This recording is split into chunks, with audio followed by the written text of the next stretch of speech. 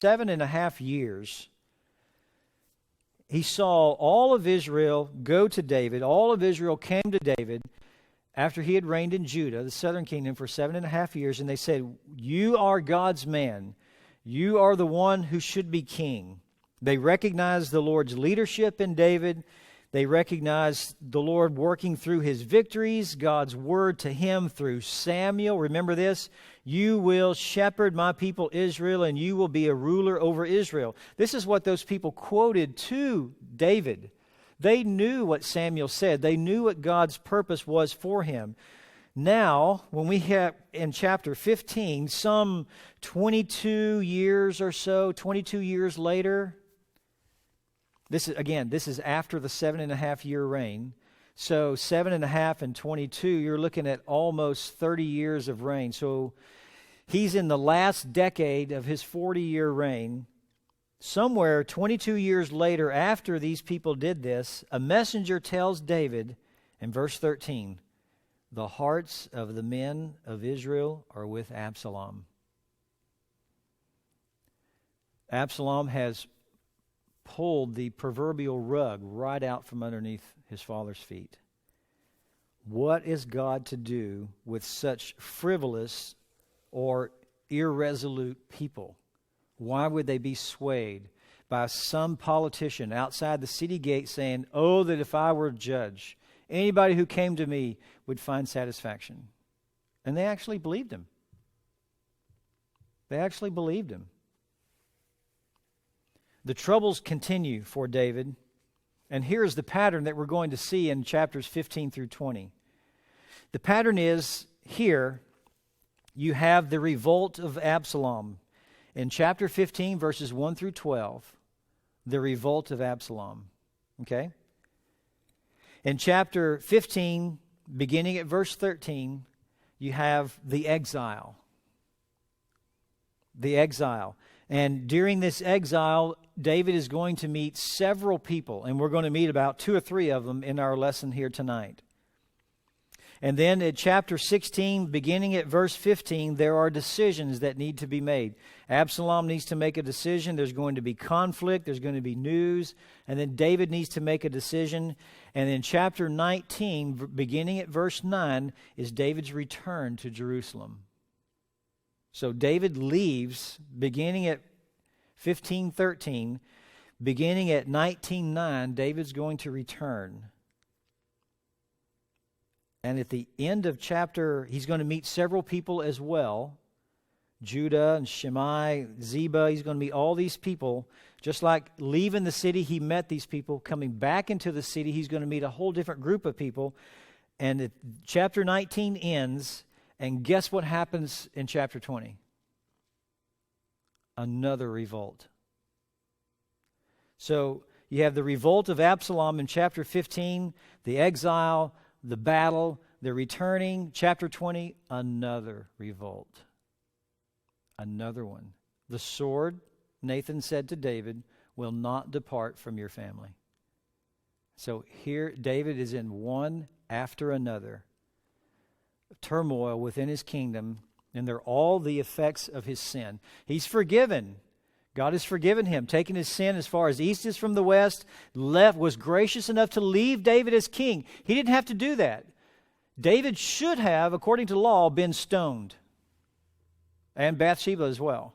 They should have been stoned. God was very gracious, and he left David in his position of king. He didn't take away his enabling spirit. Remember Saul? God said, "I took my spirit away from Saul," and he sent an evil spirit, and Saul was crazy for the last half of his reign. You remember David's confession or his plea in the Psalms? "Please don't take your spirit away from me." What's he talking about? That enabling spirit that gave David the ability to shepherd God's people. David had seen what happened to Saul when God withdrew that enabling spirit. And he did not want that to happen to himself. Do not take your spirit from me. He's not talking about losing salvation. Not at all. But this just goes on and on and on. It's because of what David did. So let's look at verse 13 through 18, make some comments, and then we'll move on section by section here. Then a messenger came to David saying, "The hearts of the men of Israel are with Absalom." Devastating news. David said to all his servants who were with him at Jerusalem, "Arise, let us flee, for otherwise none of us will escape from Absalom. Go in haste, or he will overtake us quickly and bring down calamity on us and strike the city with the edge of the sword." Then the king's servants said to the king, "Behold, your servants are ready to do whatever my lord the king chooses." So the king went out, and all his household with him. But the king left 10 concubines to keep the house. Then the king went out, and all the people with him, and they stopped at the last house. That's the last house within the Jerusalem walls. Now all his servants passed on beside him, all the Carathites, all the Pelethites, all the Gittites, 600 men who had come with him from Gath, passed on before the king. Stop right there, verses 13 through 18. There's a messenger that comes to David, and we know nothing of the messenger other than the news that he brought. We do know that David trusted the messenger. There was no question of credibility that comes from David. That can't be true. David didn't say that. David recognized the truth of what this messenger said. Was it because he knew the man and he trusted the man who was saying it, or did he suspect that what his son Solomon or Absalom had been doing the previous 4 years had finally come to fruition and something is taking place now? We do not know, but there was no question of credibility that came from David. He believed him. After hearing of the coup attempt going on, he immediately, with resolve, began evacuating. Get up, let's flee. That's the impact of the grammar there in verse 14. Get up, let's flee. Did David not detect a growing suspicion, a slight attitude of hostility, even an increasing apathy among the people? I mean, Absalom had worked the people for 4 years doing this. The news was any king's great fear, to hear that there is a coup attempt. No king wants to hear that message. The message, that news is certainly not welcomed by anyone in any leadership. But Scripture offers no indication that David's rule was in jeopardy. There's no indication here that there's anything going on. Presumably, there would have been a 2020 reflection. You know how you look back on matters and you are then able to connect the dots with things that are going on in your life or things that have been taking place around you. Perhaps there was one of those 2020 reflections in the life of David, a mental pause when he heard the news that arranged the seemingly disconnected past events. Uh-oh. Now it all makes sense. What Absalom was doing, all these things are going on. Maybe it was one of those moments. The picture in David's mind became clear. He did not question the message. He believed the message, and he immediately, "Get up, let's flee," was his response to what he heard. David shows full confidence that Absalom is both able militarily and capable mentally to bring down calamity and strike the city with the edge of the sword, as it says there in verse 14. Calamity is the word for evil.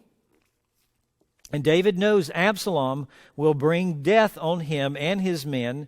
In other words, he will kill us. David knows that Absalom will kill us. He will bring disaster upon us. And the phrase there, strike the city with the edge of the sword, speaks of loss of life. Now, obviously, he's not going to beat the walls into submission. The city here stands for the people in the city. He's going to strike the city's inhabitants with the edge of the sword. It means that he's going to kill people in battle. David knew life was not sacred in Absalom's eyes. Absalom will not allow another image bearer to thwart his ambitions. You know, murder is the whole case for murder is that in Genesis 9, if you strike out at another image bearer, that is another human being, not animal, they're not image bearers, but if you strike out against another image bearer and kill, then your life will be taken. That's Genesis 9. And I mean, this is a sad thing to think about your own son, anyone, but especially your own son. He knows that Absalom will not allow another image bearer to thwart his ambitions. Therefore, Absalom will kill us if we stay here. That has to be a sad day in David's life. To know that your own son would do this. So the first objective, make a hasty eastward departure from Jerusalem. That he does in verses 16 and verse 17. He had the group set out in the opposite direction from Hebron. Remember, Absalom is going to Hebron to pay his vows. Well, Jerusalem is here, Hebron is here. So they head east out of Jerusalem. They go this direction, the opposite direction of Hebron. And what we're going to find out later in the chapter is that as David and his group are leaving, Absalom is coming and entering almost at the same time. So they escape, but not by much. There's one mount, one big hill that separates Absalom from catching David, and that is the Mount of Olives. We'll see that as we go through here. So they make a hasty eastward departure. David had the group set out in the opposite direction from Hebron to increase the distance, of course, between themselves and those who were seeking the king's life. David led the group out of Jerusalem to the last house, it says. The last house at the edge of the city. Within the city walls, he led them up to that point. Once they leave the city walls, there is a measure of vulnerability, of course. So they halted, or they led the group out to the last house. And there he began to organize the group more effectively for military action. And at that staging area, the king had all his men, including the Kerethites and the Pelethites, and all 600 Gittites who had come with him from Gath. They were to march past him. That's in verse 18. And the effect of this was no doubt to increase the level of protection for David and the other members of the royal household as they are escaping. The second objective was to leave a small group of non-military personnel who would manage the royal residence in Jerusalem, not responsible for the defense of Jerusalem, but manage the household there. And what is clear is that David did not want any fighting to take place around the heavily fortified city, around the almost invincible city. David ordered women, 10 concubines, verse 16 says, from his harem to be in charge of the city. So Jerusalem was to be a city of peace. And Psalm 122 and verses 6 through 9 describes Jerusalem as a place of peace. David wanted it to be that. Perhaps another thought of David's was the reason that he was not permitted to build the temple. You remember the reason he was not permitted to build the temple? He's a man of bloodshed. He is a man of bloodshed. In fact, God said to him, you shall not build a house to my name because you have shed much blood on the earth before me. Now, David, at this point in his life, he already knows this. That's 1 Chronicles chapter 22 and verse 8. David already knows this.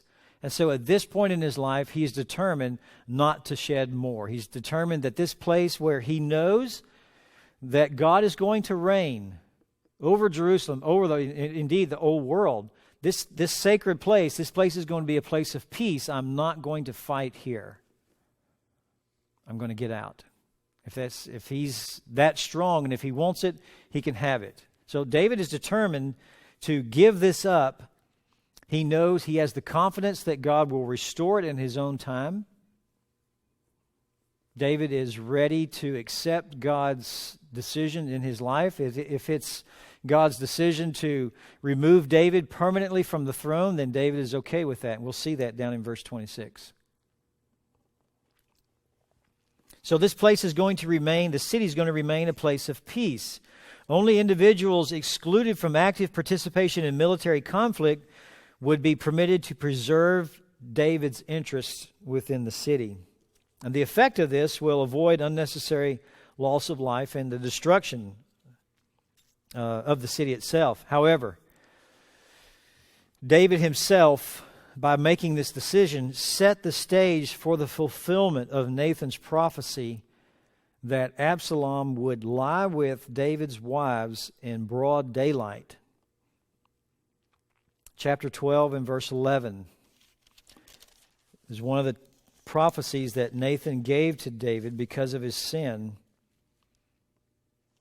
He said, "Thus says the Lord, behold, I will raise up evil against you." Remember, the word evil is the word calamity that we have there. "I will raise up evil against you from your own household. I will even take your wives before your eyes and give them to your companion, and he will lie with your wives in broad daylight." So in chapter 16, verses 21 and 22, upon the advice of Ahithophel, Absalom goes into David's wives in broad daylight and shames David's name. So with good motives, good intentions, David does a good thing, but he also sets the stage for the fulfillment of Nathan's prophecy. And it takes place in chapter 16, verse 21 and 22. The Pelethites and the Carathites are always mentioned together, these two groups. Who in the world are these people? They're always mentioned together, and only in the time of David.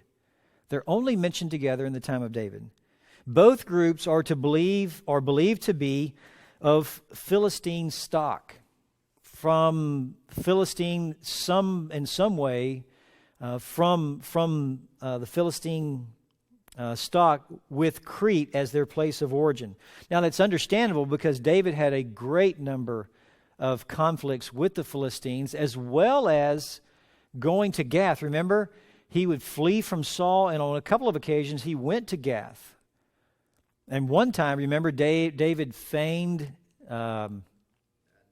madness. Yes, he feigned madness. You remember, he let his spit drool down his beard, and the king of Gath said, "Don't I have enough crazy men around me? Why are you bringing another crazy man?" And another time he went there, and the king of Gath at the time believed David. And remember, David was almost in a position where he almost had to fight against his own countrymen. Remember that? But the lords of the Philistines recognized that, and he said, "David can't do this. This guy's going to turn against us. So make him go back." So God graciously kept David out of that difficult predicament through the lords of the Philistines and their decisions. So there's been a long history of David and the Philistines. No doubt, or evidently, these groups and the Gittites that we're going to look at we'll see in just a moment, they must have embraced the God of Israel, believed in Yahweh, the God of Israel, and followed David, followed him. These two groups, Pelethites and the Carathites, are his personal bodyguards. You would think, why not have Jews, Israelite citizens? Well, let's keep reading. We'll make maybe a comment on that in a moment. The Philistines were most likely originated in the islands of the Mediterranean, including Crete. The word Carathite probably means Cretan. Pelethite is probably an alternate spelling of Philistine, says the Baker Encyclopedia of the Bible. David probably hired both groups as mercenaries, forming the elite of David's army under the capable leadership of Benaiah. In 2 Samuel chapter 8 and verse 18, it's a passage that we covered, didn't seem to have a lot of significance, but here we see in 2 Samuel 8:18, Benaiah the son of Jehoiada was over the Carathites and the Pelethites. So under the capable leadership of Benaiah, these two groups were David's personal bodyguards. Both groups, Pelethites, Carathites, remained loyal to David during Absalom's rebellion.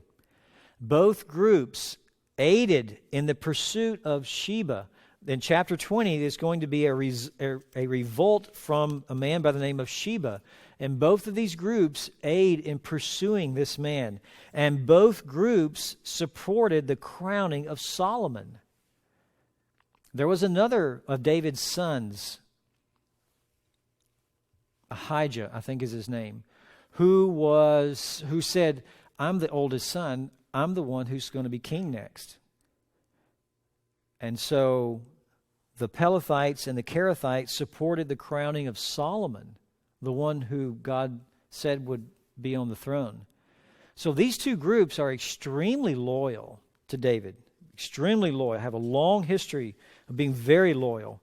So when David became king of Israel, he defeated the Philistines and took Gath and its towns from the hand of the Philistines, it says. Now, Gittites are the inhabitants of Gath. You remember when we were in chapter 6 and David tried to bring the ark into Jerusalem and it teetered over and Uzzah went up to touch it and to steady it and God struck him dead because he violated the law. He touched the ark and he wasn't supposed to. Well, in response to that, David left the ark in the home of Obed-Edom, who was a Gittite.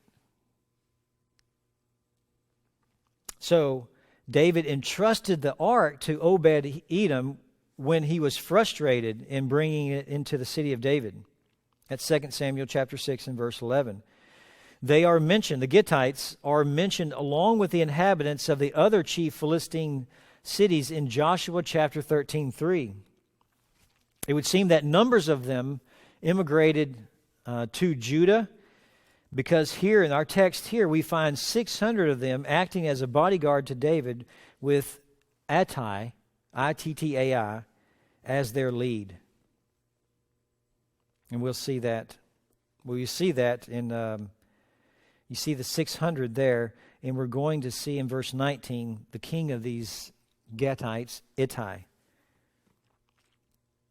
Can you imagine David being in this situation? First, there was the shock that so many people had revolted against him. Second, there was the great disappointment that his most popular son was conducting such villainy, what he was doing. And third, the discovery of the hearts of the people were with Absalom.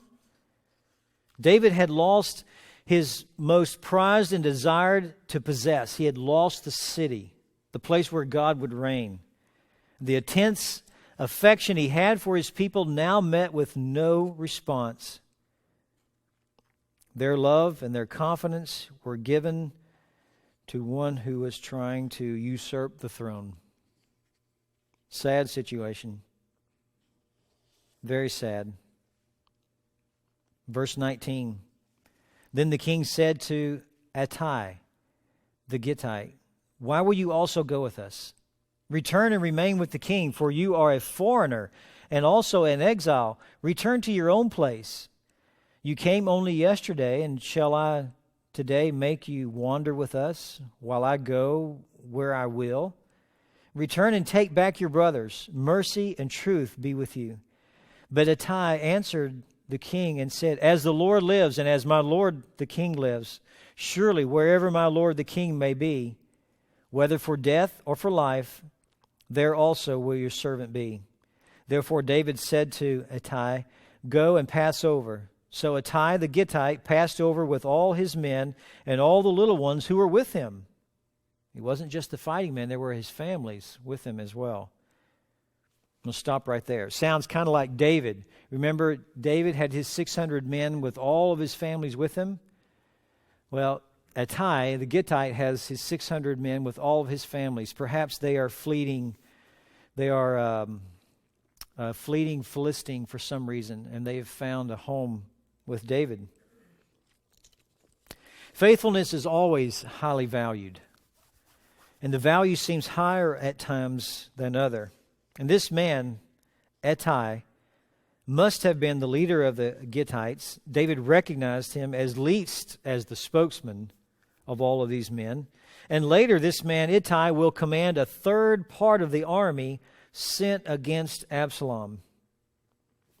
A little bit later in our story, in chapter 16 and 17, we're going to see that Ittai is going to be given a third of the force.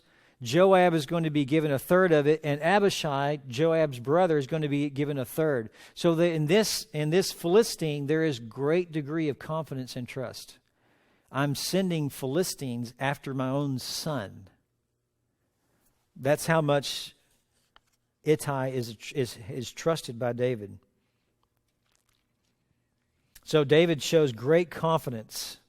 In fact, confidence on par with Joab and Abishai, who are the most experienced generals that Israel has at this time. The impression the text gives is that he is relatively new. Only yesterday, you see then verse 20, you came only yesterday, shall I today make you wander with us? David reasons, since you have recently come to Jerusalem, he was given the choice to stay in Jerusalem, serve Absalom, and thus be at little risk. You're welcome to stay here if you like. And you can stay here and serve Absalom. And since you've been here a relatively short time, then there should be no threat to you. Instead, Ittai rejected David's command to return and remain. Verse 19, those two commands, return and remain. He rejected those, and he swore an oath of loyalty on the lives of both the Lord's and David's. You see that double oath that he takes in verse 21. This is serious business. As the Lord lives, there's one, and as my Lord the King lives, there's two. Wow, he's really laying it on the line there. Really laying it all out. And this kind of oath of loyalty here rivals that of Ruth toward Naomi.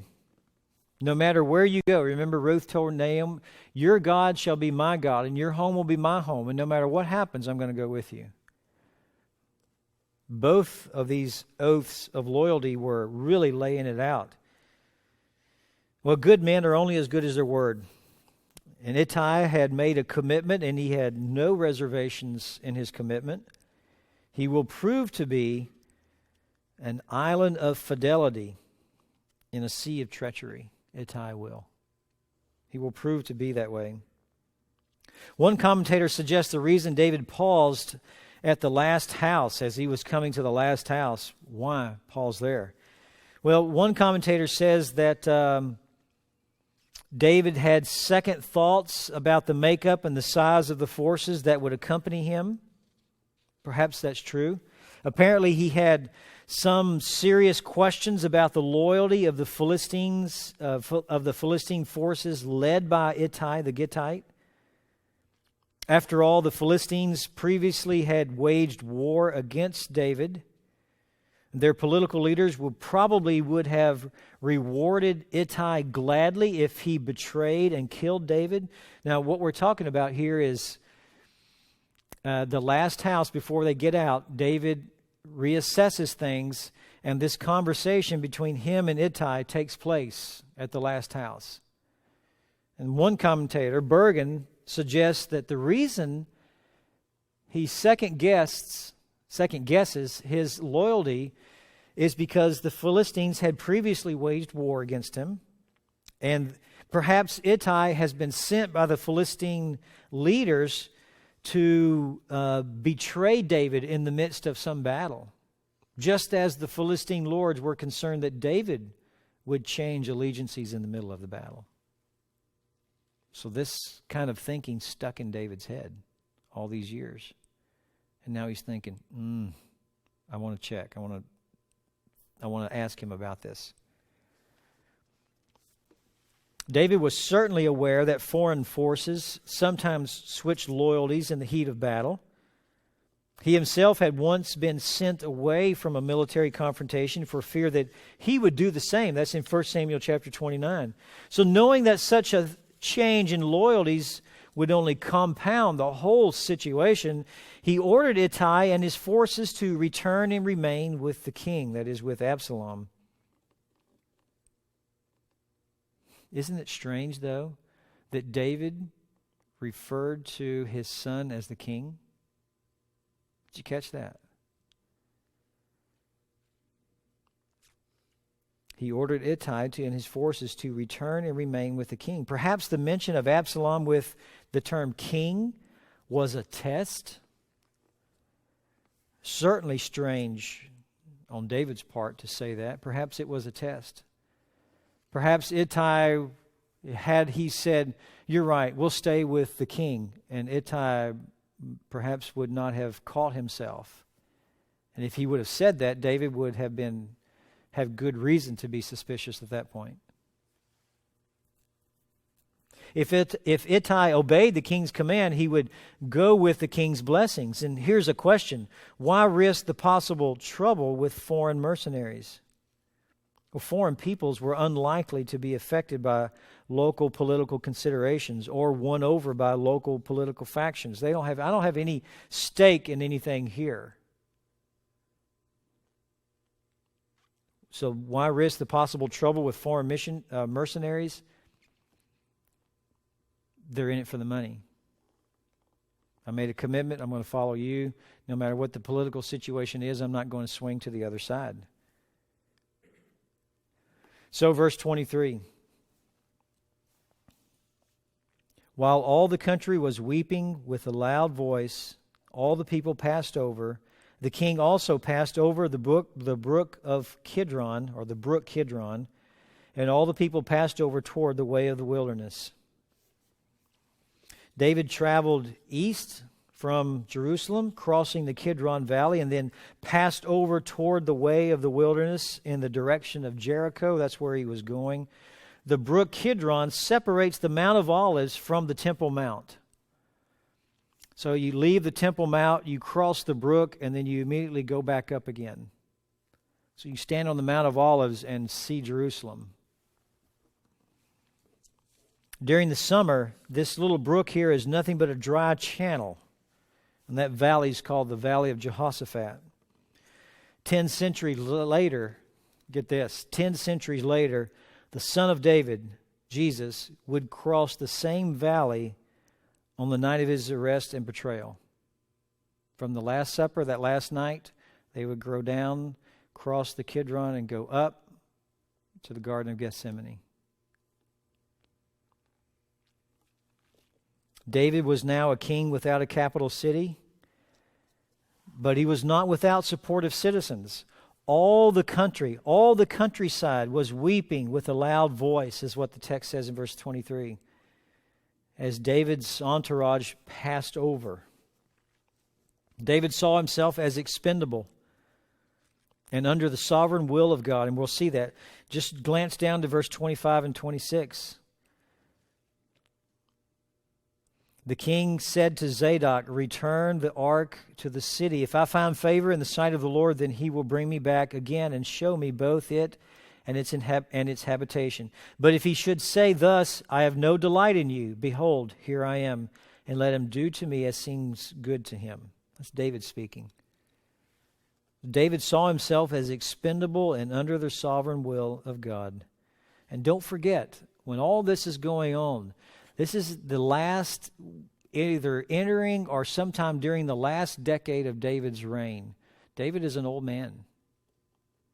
He is not a spring chicken anymore. He is gray. He is 10 years from dying. No more than 10 years from dying at this point in his life. He is old and gray. The sight of an old man being so disrespected by his own son must have been sad. Well, at this point, we're at verses 24. We're going to have to pick it up next week, unless you wish to go on. I'm going to take silence as you wish you want to go on. So I hear noise. That means you don't want to go